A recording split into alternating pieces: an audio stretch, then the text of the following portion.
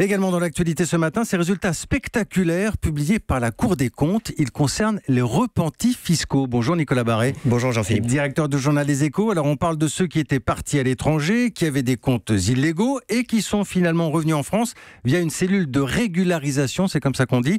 Ça représente plus de 51 000 dossiers déposés au fisc et je le disais, les chiffres sont impressionnants. Impressionnant, oui, car cette traque aux évadés fiscaux a déjà rapporté 8 milliards d'euros de recettes à l'État et encore, seule une moitié des dossiers a été traitée. Vous vous souvenez que Bercy avait mis en place, il y a 5 ans, un dispositif de régularisation qui permettait à ceux qui détenaient des comptes illégaux à l'étranger de rapatrier leurs avoirs moyennant une régularisation de leur situation fiscale. Ça a marché, puisque donc plus de 51 000 contribuables ont mordu à l'hameçon du fisc et ça a permis de régulariser 32 milliards d'euros d'avoirs qui dormaient sur des comptes à l'étranger et qui vont donc pouvoir revenir en France dans notre économie. Est-ce qu'on en sait plus sur le profil de ces évadés fiscaux, Nicolas ? Alors oui, ce sont des individus qui, à 80%, ont ouvert un compte en Suisse, comme quoi ça reste une valeur sûre. Le Luxembourg arrive deuxième avec 8%.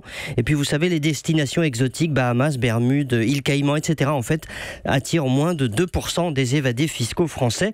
Le montant moyen sur ces comptes est de 928 000 euros, d'où la grande critique de ce système pour les repentis. Il n'a pas permis de faire revenir les plus gros.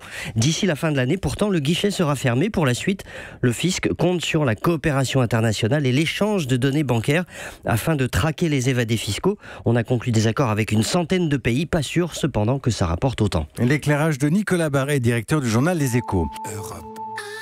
Europe 1.